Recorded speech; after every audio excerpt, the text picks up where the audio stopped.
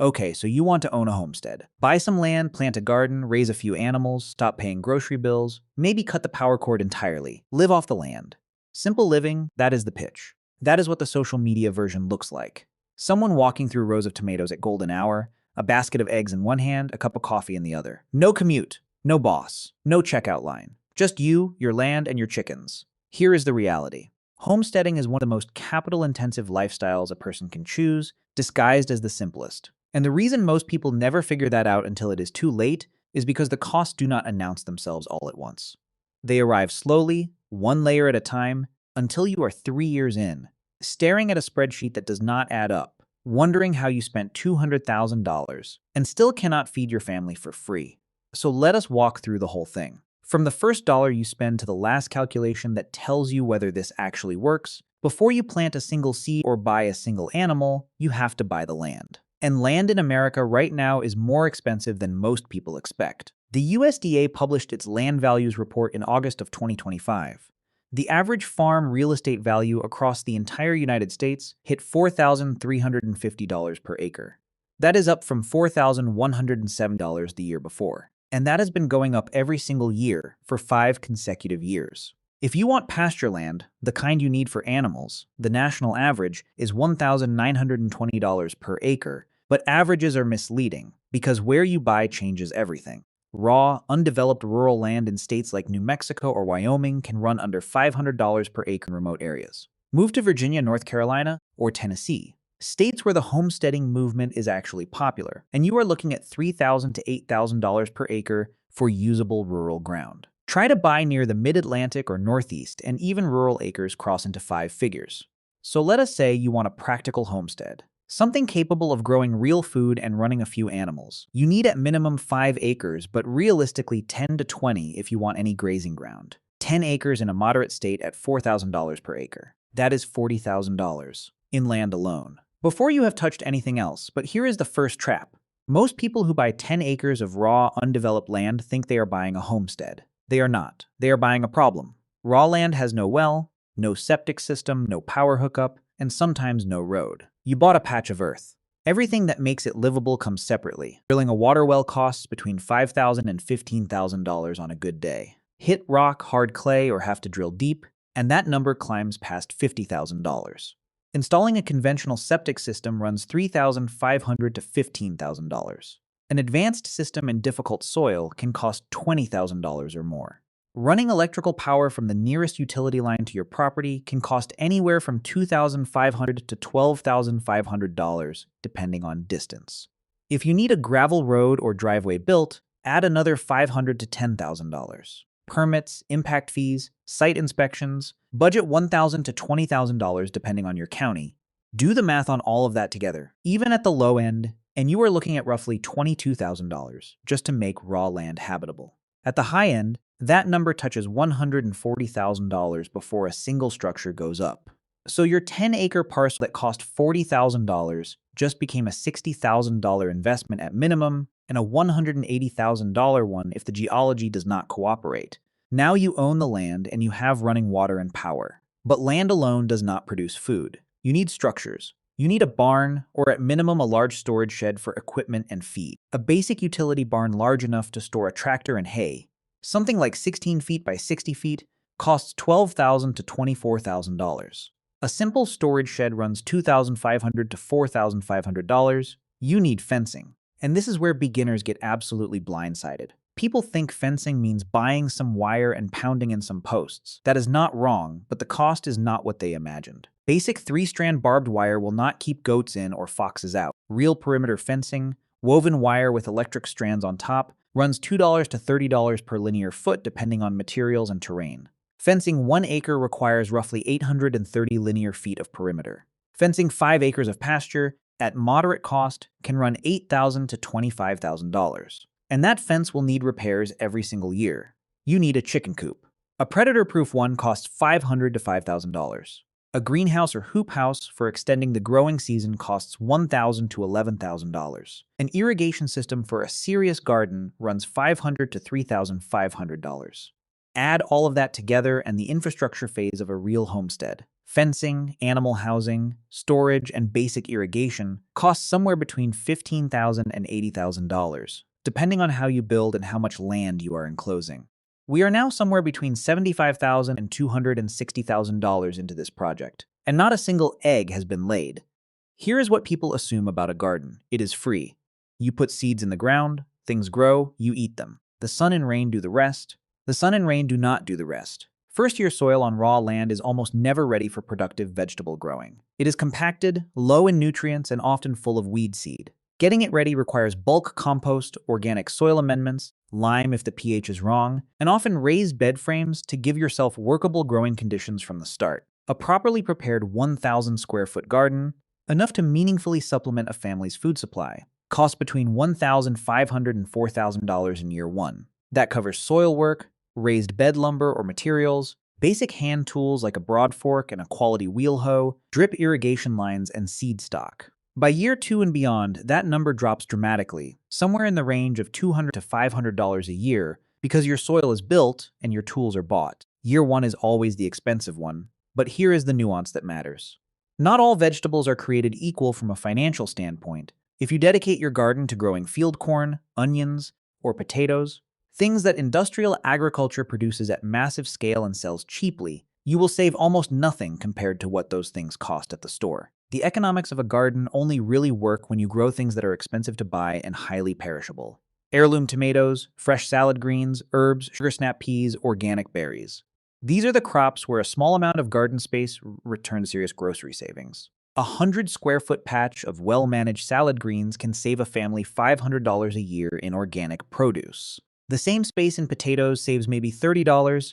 Your garden's financial performance depends almost entirely on what you choose to grow. That is not intuitive, but it is true. This is where the dream gets the most expensive. Everyone pictures the chickens first, so let us start there.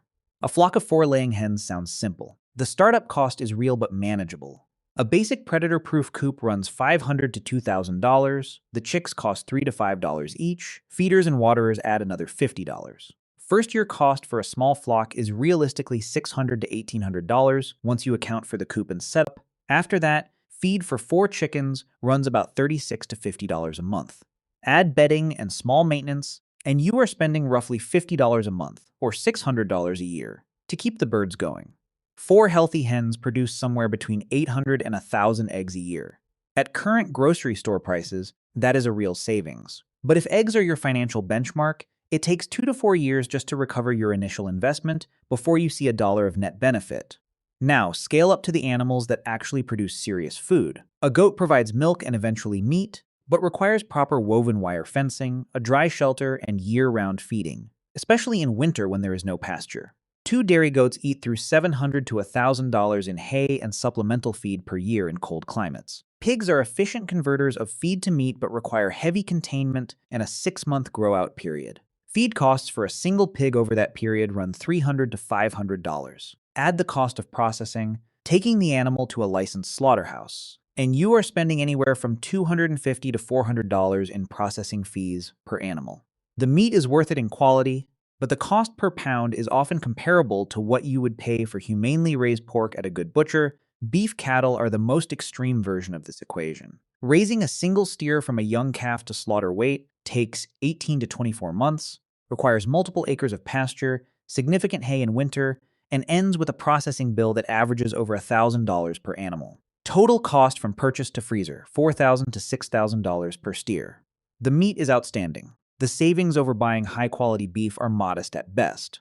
The livestock trap is not that animals are a bad idea.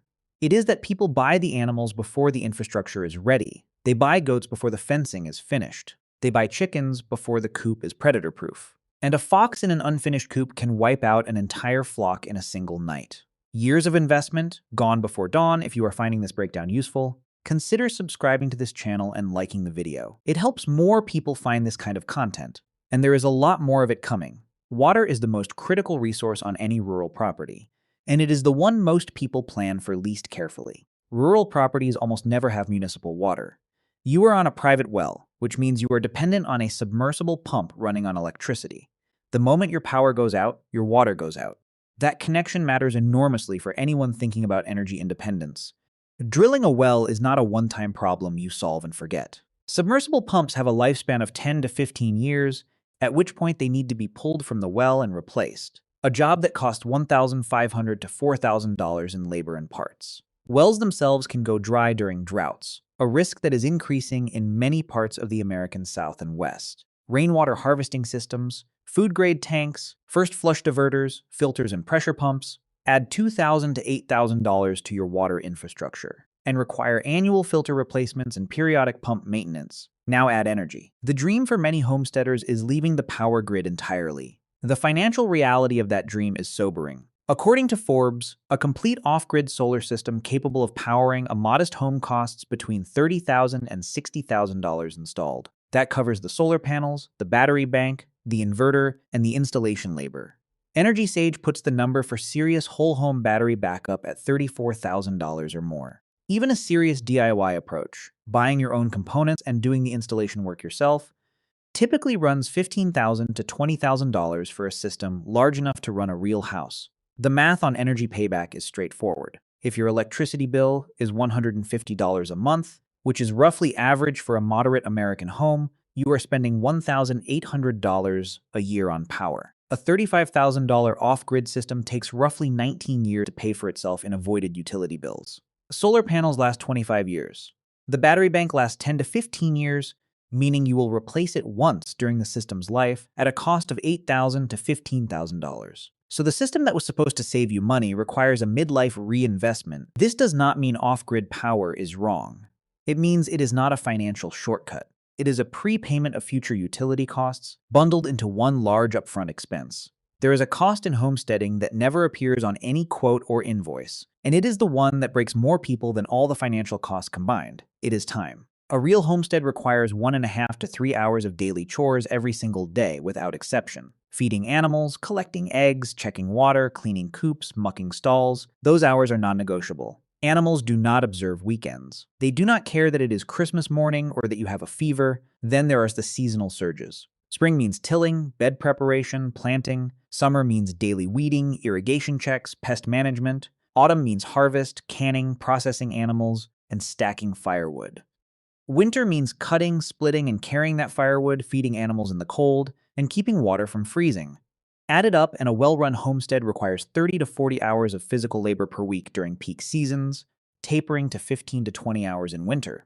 Now apply a simple economic concept called opportunity cost. If you earn $30 an hour at your job, and homestead labor saves you $50 worth of groceries every 15 hours of work, you earned about $3.30 per hour from that homestead labor.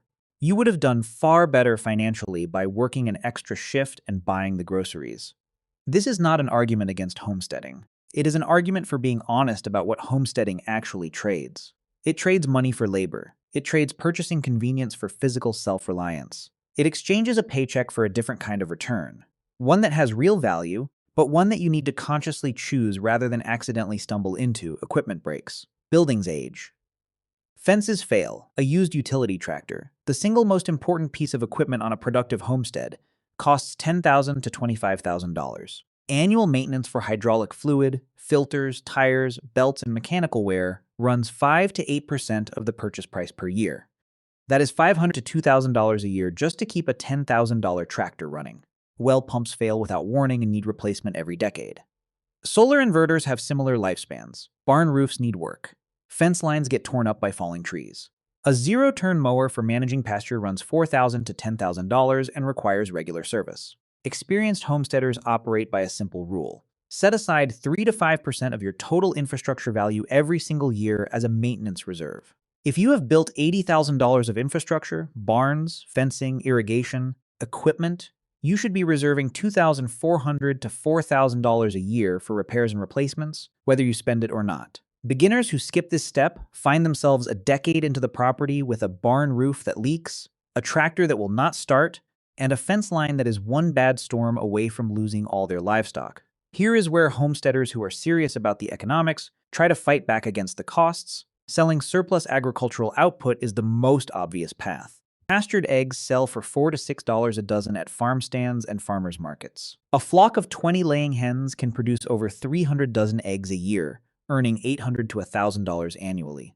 Raw honey from a few beehives returns $300 to $800 a year per hive at direct-to-consumer prices. Surplus vegetables, especially organic heirloom varieties, sell well at local markets. More sophisticated homesteaders move into value-added products: jams, hot sauces, artisanal tallow soap, herbal salves, dried herbs.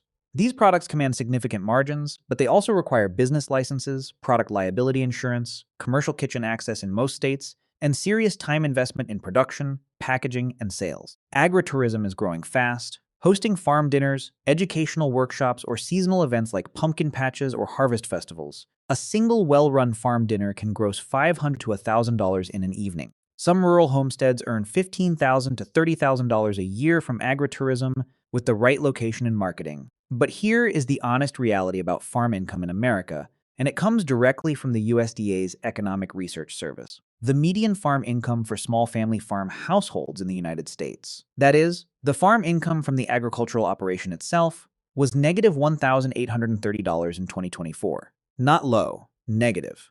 The farming operation itself lost money. The median small farm household survived financially because the median off-farm income, wages, and salaries from regular jobs held by the operator or their spouse was $86,900. That means the typical small farm family in America earns their living the same way as everyone else, by going to work. The farm is a lifestyle, a food source, and a long-term asset. It is rarely a standalone business that pays the bills. And almost nobody talks about that. Let us be concrete about what homesteading actually looks like financially. In two different versions of reality, the optimistic scenario. You buy 10 acres in a moderate-cost rural state for $40,000. You develop the land for $30,000. You build basic infrastructure, fencing, a modest barn, a coop, a greenhouse, for another $30,000. You spend $5,000 on garden setup and tools. You install a grid-tied solar system with battery backup for $22,000. You buy a small flock of chickens, 2 pigs a year, and a kitchen garden. Total invested capital, $127,000. In this scenario, everything goes right. Your garden produces well and replaces $3,000 a year in groceries. Your chickens produce eggs that save you another $800. Your solar system eliminates a $1,500 annual utility bill. You sell surplus eggs and jams at the farmer's market and clear $2,000. Your annual financial benefit from the homestead, $7,300 on $127,000 invested. That is a return of about 5.7%, roughly what you might earn in a diversified index fund. But with 40 hours a week of physical labor, the realistic scenario. The soil on your land is harder to work than expected. Your first winter costs more in hay than you planned. Your well pump fails in year 3, $3,000 you had not budgeted. A fox finds a gap in your coop fencing and wipes out your laying flock. You spend 2 weeks rebuilding and restocking. One of your pigs escapes and destroys a section of garden before you catch it. Your greenhouse tears in a late-season windstorm and needs a new polycarbonate covering. Your garden underperforms in a drought year. Total unplanned expenses in a bad year, $8,000 to $12,000. In that realistic year, your homestead costs you money rather than saving it. The gap between the optimistic year and the realistic year can easily reach $15,000. A business that swings that much between a good year and a bad year, based largely on weather, predators, and equipment failure, requires significant financial cushion to survive. Homesteading is not a universal financial strategy. It works extremely well for some people and extremely poorly for others. It works best for remote professionals, people who have retained a full professional salary while moving to lower-cost rural areas. Their off-farm income funds the investment phases without requiring debt, and the homestead replaces some of what they would otherwise spend in a high-cost area. It works very well for skilled tradespeople, someone who can do their own electrical work, frame their own outbuildings, weld their own equipment repairs, and pour their own concrete cuts their infrastructure costs by 50 to 70% compared to someone who hires every job out. Multi-generational families have an enormous advantage because daily chores and seasonal labor can be distributed across multiple adults. What is a crushing 40-hour-a-week burden for one person becomes a manageable 15 hours each for 3 people with complementary skills. Retirees with stable pension income or investment returns often thrive on homesteads precisely because they are not asking the land to pay their bills. They want the activity, the food quality, and the sense of purpose. The economics are a secondary concern when the primary income is already secure. The people who struggle most are those who finance the land purchase and infrastructure with high-interest debt. An $80,000 loan at 7% costs $5,600 a year just in interest before a single dollar of principal is paid back. That debt service is a fixed cost that the homestead must cover before it provides any financial benefit. And as the USDA data shows, the farm income alone will not cover it. Debt-financed homesteading is perhaps the single most reliable path to financial disaster in this space. People with no practical construction or mechanical skills, who must hire contractors for every repair, will also find the economics nearly impossible. When every fence repair costs a contractor visit and every equipment problem requires a service call, the maintenance costs alone consume the savings. Here's the thing that changes the entire financial picture, and it is the number most people miss when they calculate whether homesteading is worth it. Land appreciates. USDA data shows that U.S. farm real estate has increased in value every year for the past 5 consecutive years. Pastureland rose 5% in value in 2025 alone. That 10-acre parcel you bought for $40,000 5 years ago may be worth $54,000 to $60,000 today, a gain of $14,000 to $20,000, sitting quietly in the ground while you were out feeding chickens. The median net worth of a farm household in America is $1.4 million. The median net worth of all American households is $200,000. That gap is almost entirely explained by real estate equity. Farm families are not wealthier because farming is profitable. They are wealthier because land is a store of value that tends to grow over time. Homesteading, evaluated only as a cash flow business, rarely wins. Evaluated as a combination of expense substitution, lifestyle value, food security, practical skill building, and long-term real estate wealth, it tells a very different story. The return is just not the kind you can deposit in a checking account. The USDA Economic Research Service data from 2024 and 2025 confirms this directly. Median farm income from the operation itself is negative. The median total household income, including off-farm work, is over $102,000, and the median net worth is $1.4 million. The farm loses small amounts of money every year, and the farm family builds wealth every decade. Those two facts coexist because land equity and financial self-sufficiency operate on different timescales. So here is where we actually land after all of that. The optimistic version of homesteading, the one with perfect soil, healthy animals, productive gardens, and no major equipment failures, returns something in the range of $6,000 to $8,000 a year in combined savings and small income against an investment of $100,000 to $150,000. That is a financial return you could match by putting the same money in an S&P 500 index fund and doing absolutely nothing. But the person who chose the index fund does not know how to grow their own food. They do not have a freezer full of meat from animals they raised. They do not have 4 years of practical skills they did not have before. They do not own land that has been quietly appreciating. They are not more resilient to the next supply chain disruption, the next egg shortage, the next grocery price spike. And when egg prices at the grocery store hit $4.82 a dozen, which they did in January 2023, according to USDA data, the homesteader opens their back door and collects breakfast. Homesteading exchanges money for a different kind of security, convenience for capability, commercial dependence for self-reliance. The math works if you go in with realistic expectations, stable outside income, practical skills, a willingness to be patient, and no debt service weighing the whole thing down. The math fails if you expect the land to pay your mortgage, fund your groceries, and provide your salary all at the same time. The house always wins in this business too. The house just happens to be the house you built on land you own, with food you grew, powered by sunlight, surrounded by animals you raised yourself. Make sure you are the house. If you want to go deeper on the real financial planning behind a homestead, including detailed cost breakdowns, income projections, and a step-by-step framework for deciding whether this makes sense for your situation, check out the full business guide linked in the description and pinned in the first comment below. It covers everything we touched on here in far more detail, so you can run the numbers for your specific situation before committing a single dollar. If this video gave you a clearer picture of what homesteading actually costs and what it can realistically return, please like it and subscribe to the channel if you have not already. It genuinely helps this content reach more people who are trying to make smart financial decisions. Thanks for watching.